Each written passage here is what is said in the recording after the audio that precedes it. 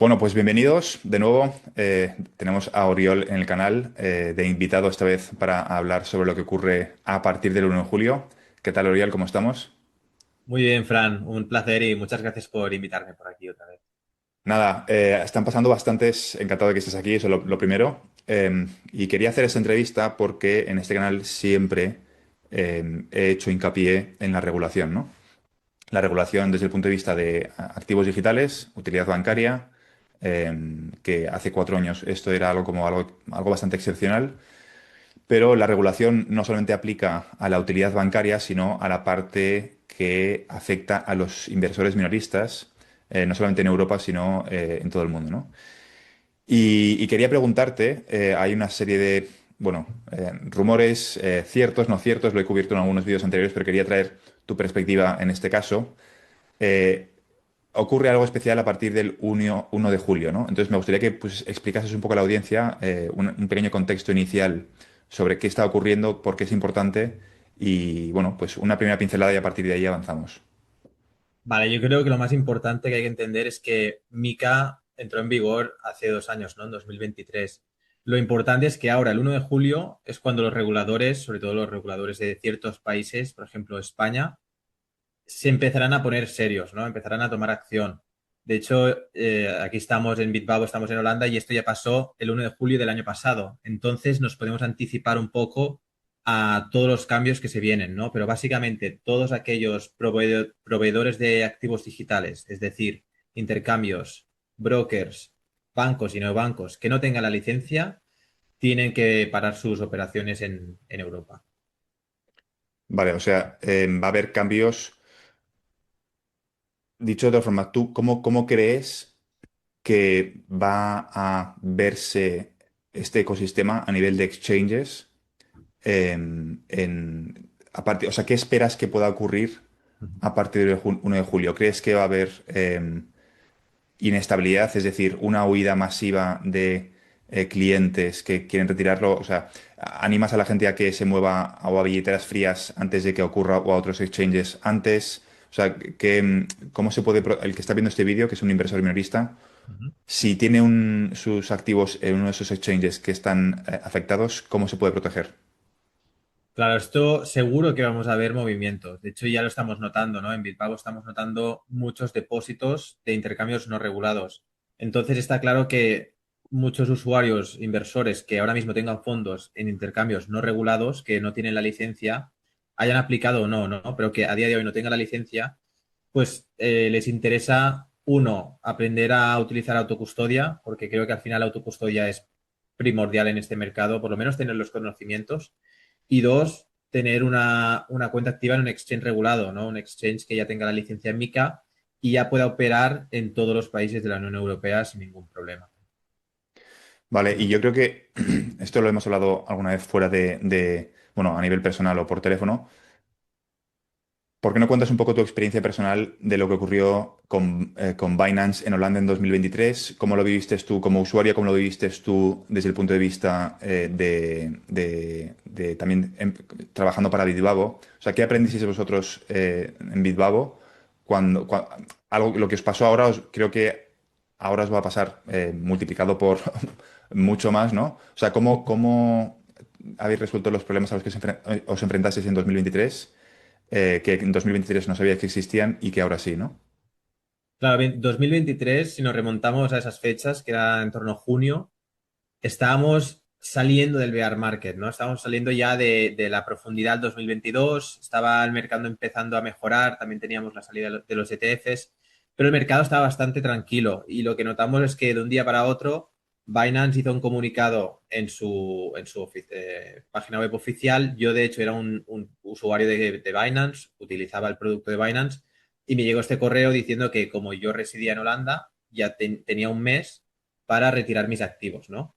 Entonces, lo que hizo Binance y todos los otros exchanges que luego hablaré es poco a poco fueron quitando las funcionalidades, ¿no? Pues primero bloquean la captación de nuevos clientes, luego bloquean los depósitos, luego bloquean lo que son el trading, ¿no? La posibilidad de operar dentro de la plataforma y por último lo que bloquean son los retiros. Entonces tienes un plazo desde que te informan hasta que realmente acaban de quitar todas las funcionalidades para que puedas retirar tus fondos. Entonces, a día de hoy, ese comunicado no se ha hecho al resto de Europa, ¿no? Binance solo lo hizo en Holanda porque en Holanda no consiguieron llegar a un acuerdo con los reguladores en ese momento y tuvieron que salir antes de tiempo. Luego, el año pasado, en julio también aquí en Holanda, vivimos el final del periodo transitorio MiCA, es decir, el año pasado ya vivimos lo que ahora viviremos en España y pasó lo mismo con Bitget, con Mexi, con todos estos intercambios que tenían bastante peso en Europa, tenían muchos clientes en Holanda y fue el mismo proceso, ¿no? Te llegaba un correo y ahí tenías bueno, seguir los pasos. Pues primero pararon algunos productos, luego tenías que transferir tus fondos a otro intercambio y eventualmente cerraban la cuenta, ¿no? Entonces, en Bilbao, ¿cómo lo vivimos? Pues fue un periodo extraordinario. De un día para otro empezamos a tener nuevos clientes, depósitos de todo tipo de intercambios. Cuando pasó lo de Binance, todo venía de Binance, porque al final todos los clientes holandeses de Binance tuvieron que buscar una alternativa. Binance utiliza o sugería una plataforma, pero al final Bitbabo, al ser la más grande de Holanda y de Europa a día de hoy, pues fuimos como yo creo una de las que más captó esa huida de capital por parte de Binance, ¿no? ¿Y qué aprendimos? Pues que el mercado puede cambiar en cuestión de horas. Yo creo que nadie conocía sobre esa noticia. Creo que incluso para nosotros fue un shock y un shock positivo en este caso porque tuvimos muchos nuevos clientes que vinieron de forma orgánica y también tuvimos muchos depósitos de muchos activos diferentes que entraron de un día para otro. Pero claro, es una fluida de movimiento y para aquellos usuarios que se quedaron atrapados, pues fue una pena y por eso nosotros siempre tratamos de informar, de avisar que no todo es para siempre y si algo ya ha pasado en Holanda, podría ser que se repita en otros países. Yo he sido sigo siendo muy crítico con Binance y con Tether. La gente, a ver, yo comparto mucho la filosofía antisistema de Bitcoin. No estoy a favor de la inflación, me parece que la inflación es un robo legal. Entiendo el motivo por el cual la gente está descontenta, ¿no? Ahora hay una nueva oleada de inversores en activos digitales que vienen desde un punto de vista más tradicional de las finanzas, pero inicialmente hay un componente muy fuerte de criptonativos, gente muy enfocada a DeFi, muy antisistema, ¿no? Que quieren operar fuera del sistema sin estar bajo la supervisión de los reguladores, sin estar bajo la supervisión de los países, etcétera, ¿no? Pero eso conlleva sus riesgos. Yo hace 4 años, mi tesis tanto de inversión como de divulgación en redes sociales consistía, ahora ya se ha normalizado, pero cuando empecé era un océano azul, no había nadie hablando de eso, hablando de la regulación. Em, Ahora, por suerte, es lo normal. Em, los riesgos asociados a operar con exchanges que no cumplen con la regulación. Por cierto, yo he usado Binance también en el pasado, ¿no? Es decir, yo creo que el que lleve más de X años ha tocado tanto exchanges centralizados como exchanges descentralizados. Has testeado todo, ¿no? Perdón. Pero lo que pretendo decir es que todo el mundo está en contra de los sistemas que son transparentes o que cumplen con la regulación, o los que son más pro DeFi, más puristas de Bitcoin, están en contra de todo lo que implique compartir información con el Estado, hasta que las cosas empiecen a ir mal, ¿no? Cuando las cosas van mal, cuando aparece un nuevo FTX, cuando Tether reviente, que yo desde mi punto de vista creo que Tether va a reventar, he sido siempre muy crítico y lo sigo siendo con dos proyectos muy concretos, que es Tether y Binance, porque creo que Binance de hecho no va a ser el único. Porque al final el inversor minorista, que es lo que ocurre aquí, se ve desprotegido, ¿no? O sea, los reguladores, yo entiendo que la gente no es muy fan de los reguladores y lo entiendo, pero los reguladores hacen que cumplas con unos mínimos y en caso de que no cumplas con unos mínimos, oye, pues es que puedes acabar en la cárcel, ¿no? Entonces eso hace que los equipos que estén al frente de ciertos proyectos se encarguen de hacer las cosas bien y de proteger a los inversores minoristas. Ujú. Yo me encuentro muchísimos perfiles falsos, de suplantación de identidad en redes sociales, malos actores que cogen mi perfil, mi foto, y de muchísimos otros creadores de contenido se dedican a estafar a la gente, ¿no? Pues el rol del regulador consiste en hacer que esas cosas no ocurran dentro de su margen de actuación, ¿no? Estaría genial que la CNMV o el Banco de España o el Banco Central Europeo o los reguladores pues cubriesen o hablasen con YouTube o con X.com y hubiese un control un poco más estricto sobre esas cuentas falsas que se dedican a estafar, ¿no? Sí. Pero la realidad es que no llegan a todo, ¿no? A lo que sí que pueden llegar es a los exchanges, ¿no? Y que la interacción de esos clientes minoristas sea lo más tranquila posible. Porque, repito, cuando las cosas van bien, todo el mundo quiere operar de forma opaca, pero cuando las cosas van mal, son los primeros en ir a los reguladores a quejarse de que las cosas no se han hecho bien, ¿no? Entonces, ¿ibas a decir algo, perdón? No, iba simplemente a añadir un punto a esto que comentas. Yo estoy también a favor de operar y utilizar las finanzas descentralizadas. A mí, de hecho, me gusta navegar en ese ecosistema.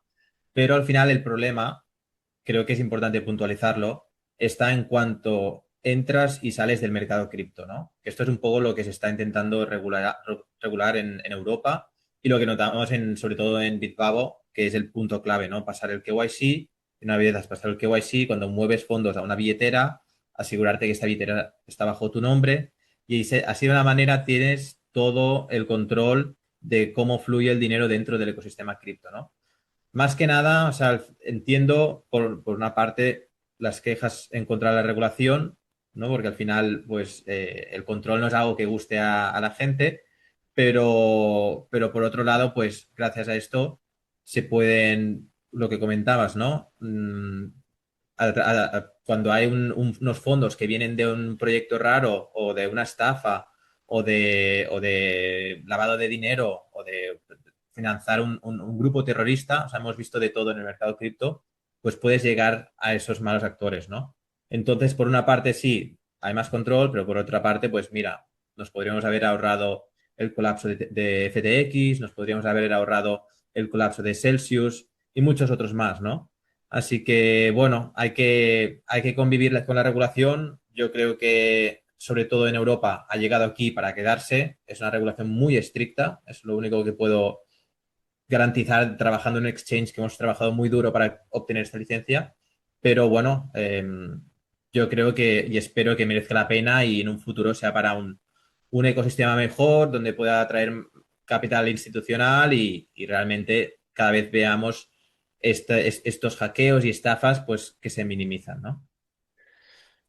Muy buenos puntos. Quiero switch gears ahora y pasar a la parte de quizá más como el mapa europeo, ¿no? La parte de reguladores y, bueno, es un poco, está relacionado con lo que hemos hablado hasta ahora, pero MiCA permite básicamente el pasaporte europeo. ¿Tú crees que hay diferencias reales de rigor, por decirlo de alguna forma, entre reguladores nacionales o, yo qué sé, Malta, Austria, por ejemplo, o una vez tienes la licencia, da igual qué país lo emitió?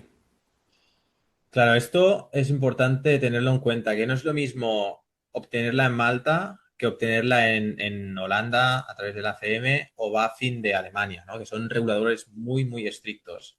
Es decir, el esfuerzo que probablemente le haya dedicado Bitbabo versus otro exchange que ya haya aplicado en Malta, pues no tiene nada que ver. Pero lo que mucha gente no sabe es que Mica no te da la garantía de que tienes Mica, ya puedes operar el tiempo que quieras sin ningún problema. De hecho, tenemos algunos casos específicos, como por ejemplo el caso de KuCoin, un exchange global muy conocido, probablemente muchos hayan operado en KuCoin. KuCoin obtuvo la licencia en Austria, pero hace un par de meses ya empezaron a enviar unos correos diciendo, oye, vamos a limitar la captación de usuarios, vamos a limitar la actividad de trading. ¿Por qué? Pues probablemente porque todos los puntos que te solicita Mica, que son muchos, pues quizás empezaron a fallar en alguno, ¿no? Entonces, Mica no significa únicamente que te otorgue la licencia, sino mantenerla, ¿no? Que al final esto también conlleva un coste y un seguido de acciones que tienes que ir tomando por parte de un exchange, ¿no? Auditorías y demás. Ujú. Qué bueno. Muy, muy interesante. Y aparte de Bitbabo, o sea, aparte de vosotros, ¿qué otros exchanges tendrías en tu radar que crees que o consideras que son completamente serios con licencia y sobre todo cómo crees tú que os diferenciáis más allá de operar en euros, ¿no? Con ellos? A ver, yo lo que vería más serio, lo que a mí me daría más confianza es un exchange, un broker o un banco, un banco que sea nativo europeo. Porque entonces la regulación MiCA pasa a ser una prioridad, ¿no? Luego tenemos exchanges muy serios que yo personalmente confío mucho, por ejemplo, Coinbase y Kraken, que al final son empresas de Estados Unidos que han hecho las cosas bien y han conseguido la licencia MiCA en Europa. Pero la diferencia de estos dos versus Bitbabo es que su negocio principal está fuera de Europa. Entonces, lo que es mantener MiCA pasa a un segundo plano o el foco empresarial en Europa pasa a un segundo plano. Yo creo que estos dos actores lo seguirán haciendo bien, tanto Coinbase como Kraken son de los más grandes y cumplen con la normativa y se nota que están poniendo muchos esfuerzos, pero a nivel europeo, pues Bitbabo tiene esa ventaja, ¿no? Que para nosotros lo que es mantener MiCA y mantener el mercado es nuestro negocio principal. Es decir, nosotros no nos podemos permitir fallar en Europa porque Europa es nuestro único mercado. Entonces, bueno, yo creo que ahí nos da esa ventaja frente a otros competidores. Y algo que estaba pensando, bueno, que he cubierto muchas veces en mi canal, extrapolo el comportamiento de lo que ha ocurrido en el sector bancario con lo que creo que puede ocurrir en el sector de las criptos y de los exchanges. Es decir, una consolidación. ¿Tú también ves una consolidación de exchanges pequeños o grandes comprando pequeños o algún tipo de sinergia en ese sentido? ¿O cómo ves, dicho de otra forma, cómo ves que va a evolucionar la distribución, el ecosistema en los próximos años? Ujú. Esta es una muy buena pregunta que me están haciendo recientemente.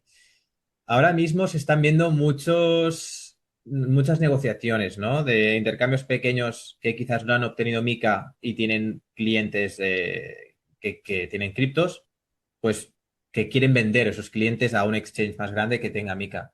O viceversa, ¿no? Intercambios grandes que no están logrando obtener MiCA y están buscando brokers pequeños que ya la han obtenido para, de alguna forma, mantener su negocio o mantener a sus clientes bajo otra marca, ¿no?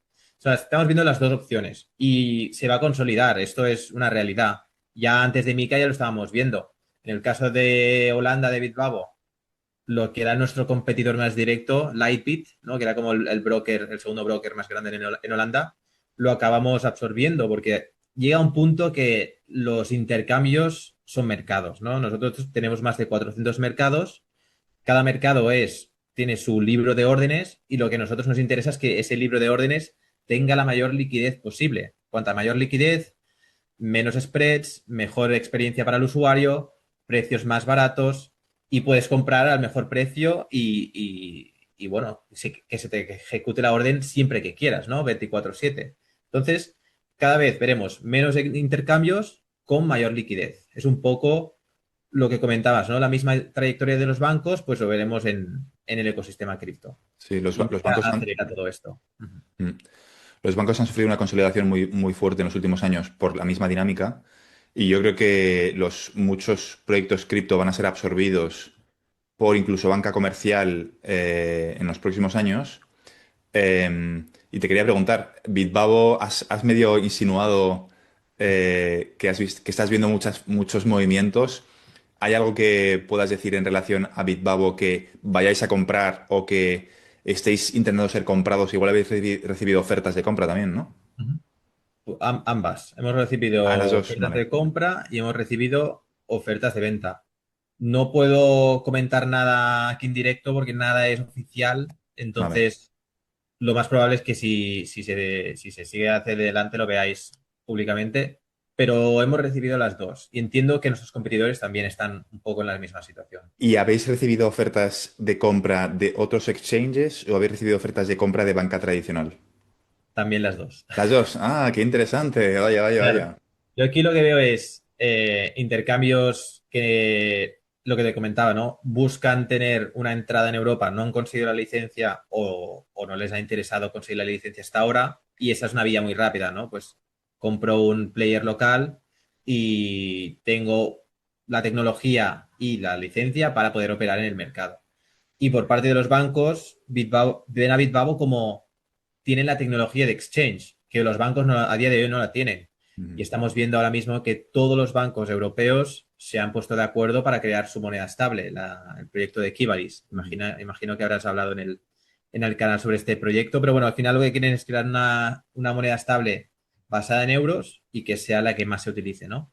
Pues el proyecto Kivaris también quiere de alguna forma listar su moneda estable en Bitbabo. Al final Bitbabo tiene los libros de órdenes en euros más potentes del mundo y bueno, vemos un poco esas dos partes, ¿no? La parte más tradicional y la parte más exchange. Y el motivo por el cual esas operaciones no han salido adelante, me refiero en el caso de los intentos de compra que os han intentado comprar, ¿es porque no os ponéis de acuerdo con el precio o porque no está en el roadmap de Bitbabo ser adquirido por otra compañía? O sea, ¿había una diferencia del precio porque, oye, no nos ofrecen lo que queremos o es simplemente porque no está en el roadmap?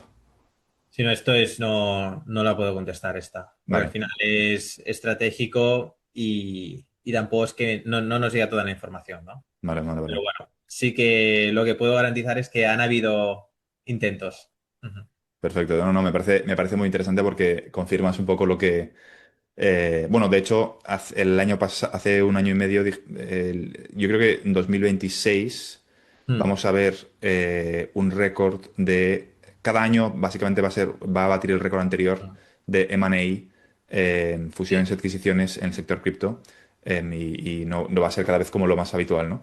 De De hecho, lo que, comentamos en el último directo y desde entonces lo hemos notado, ¿no? Y me están llegando muchos periodistas financieros que me preguntan esta misma pregunta. Entonces, a mí me hace pensar que los competidores están en las mismas, ¿no? Hay mucha negociación ahora mismo. Ujú.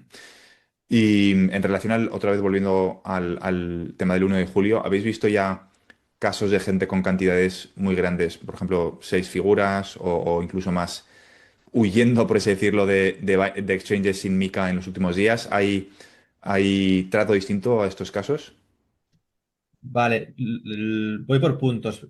Lo que no hemos visto aún es una entrada masiva, pero sí que estamos viendo los primeros indicios. Yo creo que todo viene un poco por la noticia de Binance de hace 2 días. Eso generó mucho miedo en el mercado. La noticia de Reuters que se publicó y luego salió Binance, ¿no? Comunicando que de momento todo estaba bien, que seguían trabajando en la licencia, pero no garantizaban nada. Simplemente ponía en ese comunicado que lo iban a hacer de la forma más smooth posible, ¿no? Más suave posible. Entonces, la gente ya se espera cambios y cuando hay cambios, a la gente le da miedo. Y cuando le da miedo, pues quiere tomar acción antes de que llegue las prisas, ¿no? Entonces, hemos visto mucha entrada de capital, no hemos visto aún capitales o inversores con mucho capital venir al exchange, pero sí que vemos muchos inversores que ya están haciendo el puente, ¿no? Que ya están empezando a enviar sus activos para tener el puente hecho y el día que quieran retirar sus fondos puedan hacerlo de forma muy rápida.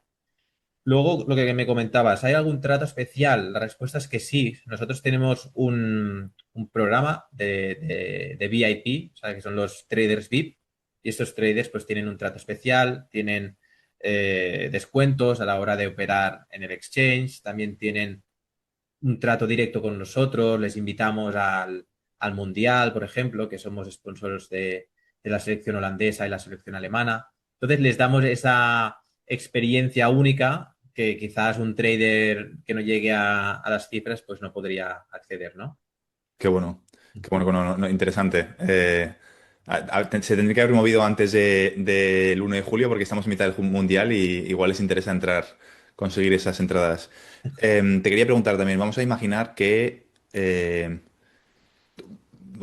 no, ¿tú crees que Binance va, por ejemplo, a finalmente conseguir la licencia en Grecia? ¿Crees que no va a ocurrir? En caso de que ocurra, ¿cambia eso algo a nivel competitivo para vosotros o el mercado ya es lo suficientemente grande para vosotros? Yo creo que aquí es muy importante la gente entienda que lo que es Binance Global, lo que es Binance tal y como lo conocemos hoy en día, no va a obtener la licencia, porque la empresa, el modelo de negocio es tan grande que no cumple con la normativa. Por el simple hecho que ya los mercados son a USDT y tiene un montón de productos que no cumplen con la normativa, ese mismo exchange no va a obtener la licencia. Lo que podría pasar, que es lo que ya hemos visto en el caso de Bybit, es que obtenga o creen una entidad nueva que sea Binance EU, ¿no? Que sería lo mismo que Bybit EU, pues Binance EU. Entonces, esa entidad actuaría como broker y de alguna forma podrían migrar todos los usuarios de Binance Global que sean europeos a Binance EU y podrían seguir operando bajo esa entidad, que sería una entidad diferente, sería unos mercados diferentes, sería un exchange, entre comillas, completamente nuevo, ¿no? Sin liquidez. Eso sería una opción. Opción número dos es que compren un competidor y redirigen todos los usuarios a ese otro competidor. Pero bueno, todo está abierto. La verdad es que nadie lo sabe. Yo creo que ni los propios empleados de Binance lo saben, ¿no? Ya. Que he estado hablando con alguno y la verdad es que se da esa promesa de estamos trabajando en ello, pero realmente en ningún momento se garantiza que vayan a obtener la licencia y es lo que comentaba, tal y como vemos la situación ahora mismo, es muy complicado. También a mi parecer, tiene pinta que va a pasar algo más parecido a lo que ha pasado con Tether, ¿no? Tether, ¿por qué no tiene mica Tether? Porque no quieren, no es que no puedan, es que no quieren. Tienen los recursos, tienen el dinero, tienen la capacidad de hacer los ajustes técnicos. Lo que pasa es que su negocio fuera de Europa, con el modelo actual que tienen, es mucho más grande que lo que tendrían si tuvieran Europa con los ajustes que requiere. Entonces, Binance creo que va un poco más por allí, ¿no? Tienen tanto negocio fuera de Europa que por un continente que tampoco es tan relevante a día de hoy, pues no lo ven mm, interesante en este caso. Económicamente viable, sí. Yo creo que es eso, por un lado, y creo que además son malos actores. O sea, creo que yo las explicaciones que he visto del CEO de Binance, del antiguo CEO de Binance en Twitter, no me inspiran ninguna confianza. No me inspiran ninguna confianza los posts que hace y pienso, yo creo que no les van a dar ningún tipo, no van a conseguir ninguna licencia. Si tuviesen intención de continuar, ya habrían conseguido la licencia. No esperas a los últimos 10 días, 11 días, ahora es viernes 19, cuando estamos grabando esto, que no será el mismo día de la publicación. Ujú. No creo que en 11 días vayan a conseguir Total. lo que están buscando. ¿Qué ibas a decir, perdón? No, no, que sí, estoy de acuerdo. Bueno, un punto que añadir, ¿no? Al fundador de Binance, no al actual CEO, sino al fundador. Perdón, sí, al fundador. Sí, recomiendo mucho leer su libro que se llama Freedom of Money, lo publicó hace un par de meses y ahí ves toda su trayectoria, ves cómo ellos empezaron Binance en Shanghái, luego tuvieron que escapar de China porque banearon cripto y se fueron a Japón. Luego tuvieron que huir de Japón a Dubái porque no querían cumplir con la regulación japonesa. Entonces han adoptado un camino, que yo creo que es el camino que les ha llevado al éxito, que es buscar los países o jurisdicciones con una regulación más laxa, ¿no? Y han ido jugando este juego, pivotando de un sitio a otro, y ahora mismo lo que vemos es que Europa, sin ninguna duda, es la regulación más estricta. Entonces, claro, un intercambio que has construido a base de posicionarte en países donde la regulación es tan laxa, de repente enfrentarte contra una mica es muy complicado. Justo antes de esta llamada le hemos comentado, lo leo textualmente, pondré una captura de pantalla mientras explico. Tether descontinúa la stablecoin AUSDT y la plataforma Alloy para enfocar sus esfuerzos, ¿no? Entonces, yo he sido muy crítico con Tether, lo seguiré siendo. Creo que no son, que creo que han florecido en un ecosistema porque han tenido estrategias opacas que siguen implementando y que no están modificando. Creo que Binance también. Y vamos a ver, yo creo que vamos a ver cambios importantes. Y en relación a eso, a esa reflexión, quería preguntarte,